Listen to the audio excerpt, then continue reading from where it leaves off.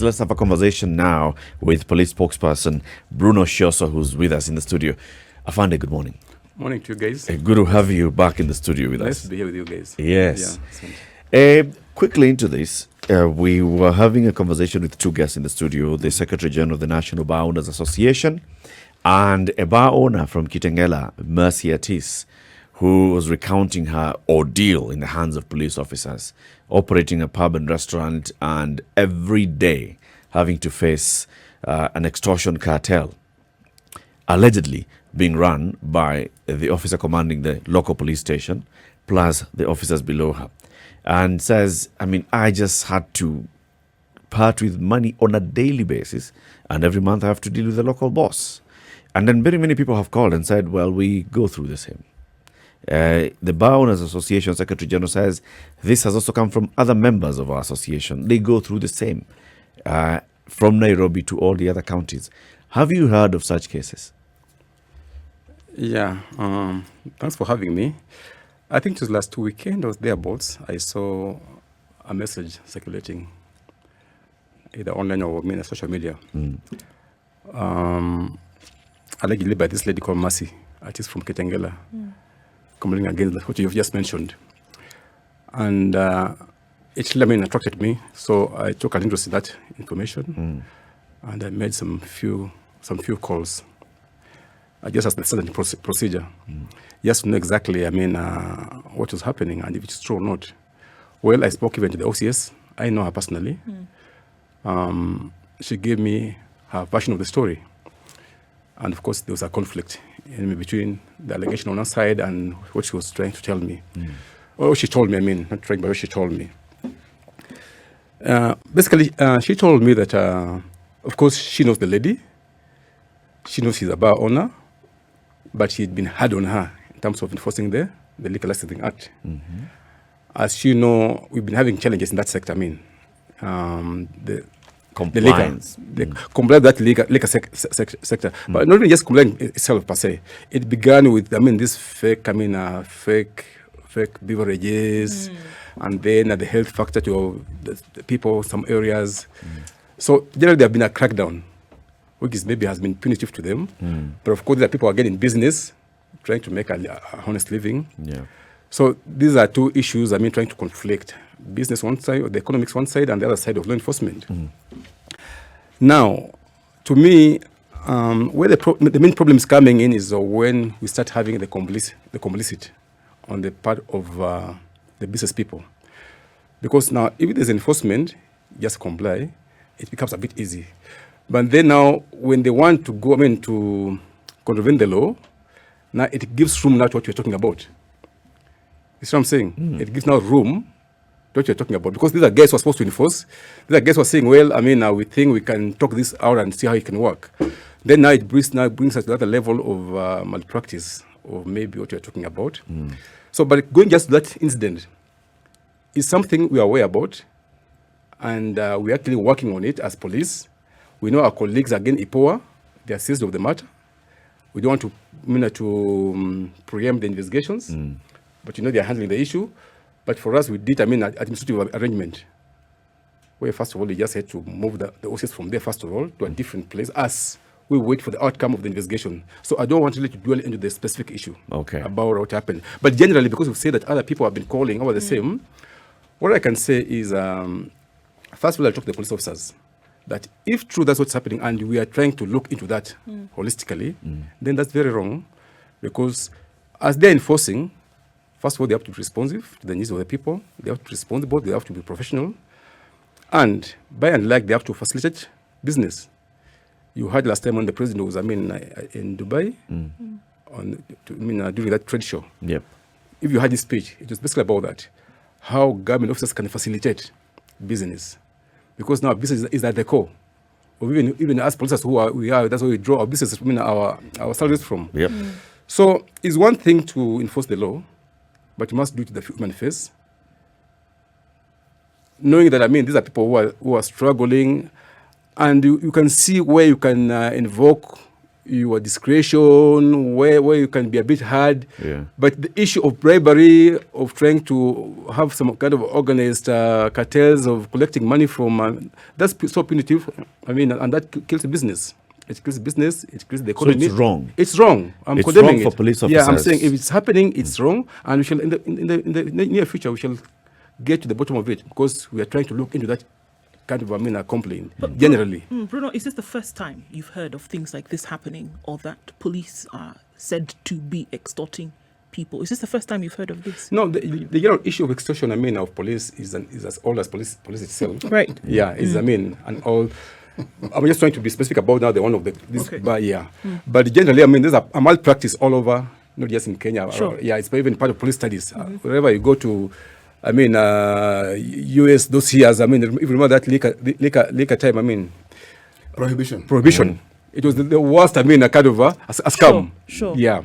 So what I'm saying, those are issues that police, or we call them the rotten apple police, will try to take advantage of the powers of the officers and abuse them in terms of enriching themselves or trying to get an advantage, undue advantage. That's wrong. Yeah. And those are areas, and that's why even we have, and we work very closely with the anti-corruption. Yes. And by the way, one of the objectives of police is to fight corruption. If you go into the Constitution, it's one of our main objectives. Yeah. So these are things that should not be happening in the first place. But when they happen, and we get to know, and we have evidence, we crack the whip. And that brings me, when I saw that that tweet circulating of Mercy, the first thing I went to Twitter, I wrote my tweet. You go, you check it up. Yeah. And I tried to explain all you said, and I condemned the incident and tried to reach out to her. Even by that time, even she hadn't reported to IPOA. I tried to reach out to her if she could come forward with that information, and we can try to get some evidence to see how you can move forward. Yeah. Let me ask this question. It's a question that we raise among ourselves, but now that you're here, I want to ask it. Do you think if the terms and condition of employment within the police service was improved? Now, I'm going to be specific about improvement. For example, let's say entry point salary for a police individual, 100,000 shillings. House allowance of, say, another 50,000 shillings. Car loan, similar to the ones that some of our MPs get. Meaning, if you're a police person, you're going to get a salary, basic, upon entry, house allowance, 50,000. You have the ability to actually get even what we call a car grant or a car, something that you can actually buy a car with. Yeah. In short, I'm asking, terms of services that somebody looks at and they say, I'm not really that different from DMC I don't need to. or from the other people. Do you think this might help reduce some of these issues that keep coming up?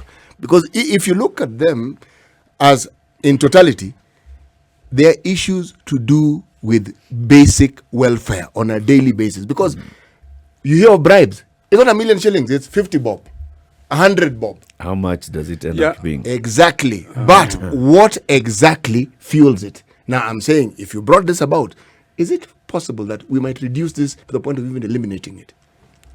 Well, I'm not an economist, maybe to dwell into that, but I can maybe, as a layperson, As a layperson, yeah? I'll say, first of all, you see improvement or maybe how much you earn. That's relative, It's relative. And I don't know, because what you'll simply do, what will happen, is just, you'll give me maybe a constable 100,000 shillings, and you'll just simply upgrade his life. And you now need bigger things. The lifestyle is will change. more expensive. So to me, it's all about the habits of a person. Yeah, I'm just from the other radio. We've been talking about and do this. You can still be and do the person. You are content, you are professional, and you do your work very well. Yeah. So to me, it's not about the money. If you just have that rotten, corrupt mind, and they give 1 million shillings as a starting salary, you'll want 2 million. You'll want 10 million. Case in point, members of parliament. Yeah, Governor, and you see how much do we pay them? So to me, it's not about that. It's about the mission of being a police officer. And the mission is very clear. Focus on service delivery Right. to the public. Bruno, so if there are people who are currently, whether it's alleged or otherwise, who are victims of this extortion from police, it's very clear that if that is where it's coming from where you sit, do you encourage them to come forward and say this is what is happening? Because there are very many people who are quiet because they want to be able to run their business and get the little that they can on a daily basis. They're not interested in ruffling anybody's feathers. Look at Mercy today. Feathers have been ruffled. She's afraid to open her bar because she doesn't know what will happen to her tomorrow again at the hands of police. So what is being encouraged here? Be bold and say, or, stay in your corner. Another problem, because to me, the first things first. First of all, I'm a bar owner. It might be difficult, but try to be compliant, first of all. You see, be clean on your side, first of all. Once you clean, and then an officer still is trying to mess up your business, just come forward. We have desks for that, public assurance desks. Come make a complaint, and we shall act. Because come forward is where am I coming? Oh, I mean, it's only police as an institution that the extortion is happening from the local police station. Yeah, that's what I'm saying. And then I'm saying it's only the police that is well represented in everywhere and at all levels. If it's a police station, there's a sub-county level where they are the bosses. We have county levels. We have the regional levels. Come to my office at headquarters. We are all structured. Beyond that, you're not even happy with us. Go to IPOA. Go to internal affairs. I mean, there's no place you can like to go. Go to even GPP direct. Go to there are all those oversights and other mechanisms where you can go. Go even to a local MP. You can make noise and know where to take that. So what I'm saying, complaining is not the issue. The problem here is people being complicit, because they are part of the problem because they're not compliant, so they have to suffer in silence. What you're saying, so it will take maybe only one who's very bold or maybe who's headed over there, but by and large, most of them, like matatus, that's the same thing. You see, most of them are not compliant, and that's why you see that corruption on the roads is a bit harder.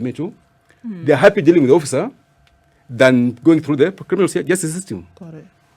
And those are the realities and the truth of the matter. You're calling it the truth, but you know what you're doing, Bruno? You're running close to that line where you're almost blaming the victim. Not really. You see, corruption, and it's very clear. And starting from that point if you're compliant, why are you paying a bribe? You see, we're talking about bribery or corruption. Yes. And that's even the law, recognizes that it takes two to tango. There must be a giver and a taker. Yep. There's no way you're going to tackle the problem of bribery without facing this elephant in the room. But, Commissioner, there's a small thing. There's an imbalance of power here between me and the police officer. The power is on the side of the police officer. And what we are trading with here is something called inconvenience at whatever level. Yeah. True. So they hold all the cards, I don't. And it's not bribery, really. It's extortion. Extortion now brings in that element of imbalance of power. Bribery is willing giver, willing taker. Extortion is forced. So whether you've come in here, because the complaints that you hear is, I have all the licenses in place, but they'll come in and they'll tell me, they'll pick on something. They'll look at something on the shelves and say, this is counterfeit. And because it's counterfeit, we're going to take all these talk as exhibit so we can take it to KEBS so that it can be tested and established whether it's counterfeit. In the meantime, what they've done, shut down your business. We have seen this, even that particular allegation, this specific one of officers coming and taking all the stock. Yeah, you see, to me, from where I see it, I want us to look for solutions. Yes. Offer a solution. Yes. And this solution should be holistic, sustainable in the long term. And that's why I'm trying to go out of the box, because on our side, we know we have a problem. We have a problem, rotten officers. Yes. Yeah? We call them the band cops. We know we have them, and we have to deal with them. But there's no way we are going to deal with them without that cooperation over the other side, the guys who are on the receiving end. Yeah. And the only way they can come forward is when they are compliant. Because if they're not compliant, they'll now still go under. And that still be a problem. And then it becomes a cycle that we shall keep. I'll come here tomorrow again to talk about the same issue. But not the only thing is, first of all, there must be somebody who's compliant here. And then that's now how extortion comes in properly. Then now we can squarely face this officer now. Yep. And sort him out. So what I'm saying, basically, I'm calling out more people like Mercy to come forward. Because look at her case. Yes. Look at her case. Very openly and honestly. Yeah. She was selling fish. Yeah. Or food, generally. Yeah. And then started selling booze at the same time. Yeah. And then took herself, basically, to say, look, this person has not paid. And then they said, okay, hold on a minute. You are selling food. You're not supposed to be selling alcohol. She paid the penalty for that already. They said, this is the fine, etc. She paid and then was compliant. But as a result of that, she's being taken advantage of. And this is the first thing. If I may say, there's something that Bwana Commissioner is saying here. The number of times she had a problem was because she was operating after hours. Yep. And she even said, but other people are also operating after hours. Yeah, It doesn't it matter doesn't if other matter. people are operating after hours. Also, You- she hadn't gotten the license yet. Because Yes. people had Because advised people in her. Kitengela Yes, don't exactly. have because So, of the court so, order. so you see, whereas you're right, there was this small matter of compliance which she hadn't adhered to. So, in essence, she already was wrong-footed. So what the police spokesman is saying is this exactly the same thing that Ali from Garissa was saying. Yes. Be 100% compliant. If you're on the right, you shouldn't have a then problem. you've got the might of the law. Yes, The law but on the your law side. to come forward and say, I mean, these guys are just out here extorting me. I'm okay, and it will be clear on the table. Right. Yeah. Yeah. That's very true. Okay, there it's true. There clear. you've got it. Final message to Kenyans as we conclude this conversation today. Your final message on this particular one. Where can they reach out to? Who do they talk to? How do they file their complaints? Yeah. Anytime you have a problem with police officers, I mean, patrol officers, the first point of call is the OCS. That's the boss. Okay. Yeah. If it's not he or she's not part of the problem, you go there and make a complaint and wait for the reaction. If you feel there's no reaction, it's only police I've mentioned already. We have all those structures. You can always even come to headquarters, you can go to the county, you can go wherever you want to go. You can even go outside police. Okay. But the issue is scream and let your scream be heard. Have an OB number. And let's follow it from there. Okay. And we shall try to be as objective, as open as we can. Because even as we want to fight this problem from within, but we must have help from outside. outside. as well. Yeah. Bruno Shioso, police spokesman, thank you very much for joining us today. Come again for a longer time. I know Please, we please, understand I mean, that you are on I miss you, vibes. I miss you guys. I mean, I should come here for like 2 hours. Indeed. 2 hours, just with tea. At the Indeed. temple, yeah? Asante sana.